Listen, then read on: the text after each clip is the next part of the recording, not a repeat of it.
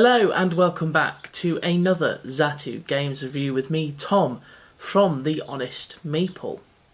Today we are looking at what I would define as an absolute classic. It is a game that has stolen the hearts and minds of many gamers, both new and old to the hobby, and one that continues to delight people and get them engaged with the board gaming hobby. It's one that has a single key mechanic that has been replicated in not just other genres of this game, but in different games as well, across the whole hobby. I am, of course, talking about Pandemic. Pandemic, at its core, has been designed so beautifully well. You are a scientist battling 4 different diseases that are spreading rapidly across the globe. You and your fellow scientists have to work cooperatively, ridding the world of these diseases while also trying to find a cure.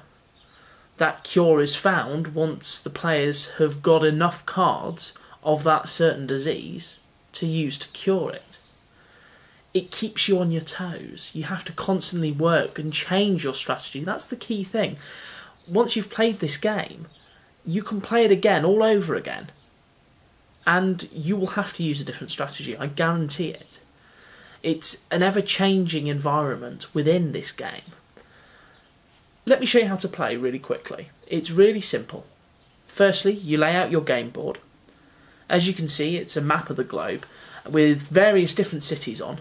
You will start in Atlanta, home of the Disease Research Centre, there in the Americas. From there, you and your fellow scientists can move about. You have one of 4 actions to take throughout the game. You can move either by foot or by taking planes, both commercial and charter flights. You can exchange cards with other players as long as you're in the city on that card. You can also look at building research stations by discarding a card of the city that you're in. However, the key thing is curing diseases. To cure a disease, you need 5 cards of the same colour of the disease that you want to cure. You cure it by going onto a city with a research station and discarding those 5 cards. Or, if you're lucky and you've got the scientist on your team, they can do it for just 4 cards. A really valuable tool, but also one that will have you running around aimlessly trying to get them the cards that they need. I've always played the games, and I tell you what, every time we have got the scientist, they will always end up with a random mix of cards, and we're just trying to feed them the right ones, and that ends up losing us the game because we're focusing too much on that and not looking at the other elements. Anyway, during that turn they will take one of those 4 actions. After they've done that, they will draw from a shuffled player deck. That player deck will include the cards of the different cities. It will also have action cards, which can be played whenever throughout the game. They don't cost an action, and they could be anything from airlift, which allows people to move a pawn to any city they would like, or to one that might be a quiet night, which stops you from drawing cards during the disease phase. Obviously, the disease phase is the next phase once you've drawn those cards. A number of cards will be drawn from the disease deck. That's dictated by the track. It will show which number you need to draw. You'll draw that number of cards, and that will mean that you'll have to place the cubes into those cities that are drawn. Be warned, if a city has 3 cubes in it already, you can't place any more. What you have on your hands is an outbreak. As soon as you outbreak, you then have to place disease cubes onto the connected cities. Be warned, if you've got another city that's connected with 3 cubes in it already, that's not just one outbreak, you've got another one on your hands, and you have to deal with that as well.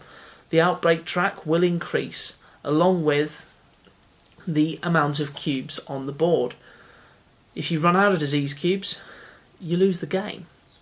If you have more than 8 outbreaks, you lose the game. There's lots of different ways you can lose this game, which I really enjoy. It means you've got to keep track of everything. You've got to make sure you stay on top of everything. Being cooperative makes it that little bit easier, but that little bit harder as well, because you've all got different ideas. What you don't want to be doing is drawing an epidemic card from the player deck. You do that and the core mechanic comes into play, and one that really isn't pretty. As soon as you've drawn that card, you stop what you're doing, you draw the bottom card from the disease deck, one that hasn't even been seen yet, and you immediately place 3 cubes onto that city. It's near outbreak already, and you've barely even started. As soon as you've done that, you then place that card back into the discard pile with all the other cards that have been drawn during the disease phase. You shuffle them up, and then you put them back on top of the disease deck. You're resetting that deck and potentially sealing your fate, because you know now, whatever card's drawn, that city could be close to outbreak. It could have 2 cubes in it.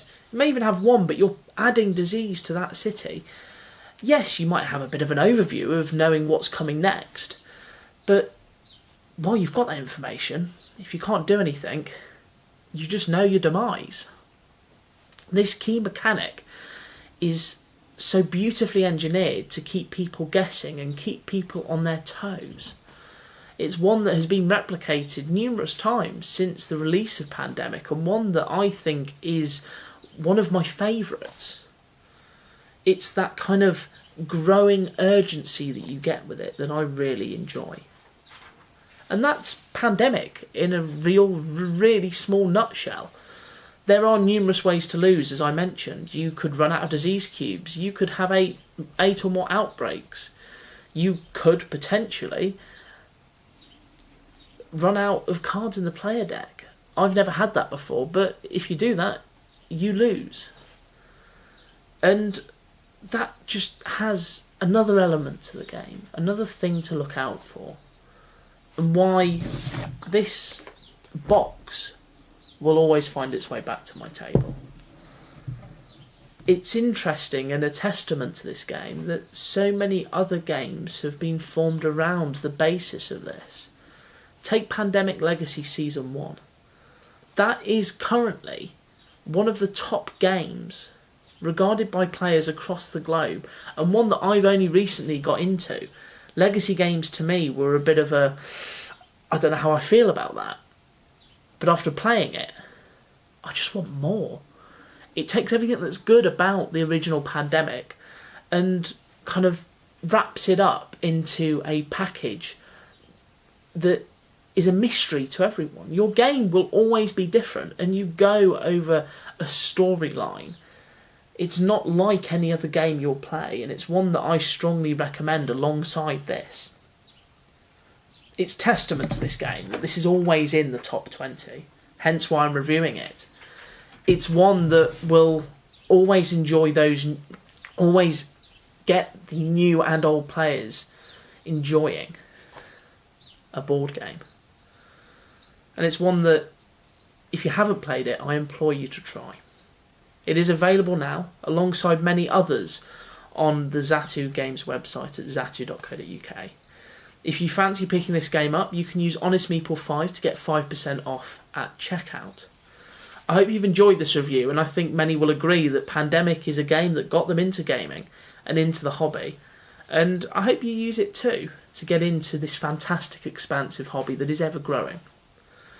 Next time, I'll be looking at another classic game, and one that is always back on my table, Carcassonne, a strategic tile placing game that is based around the medieval walled town of Carcassonne. Anyway guys, I hope you've enjoyed this, and as always, I will see you all next time.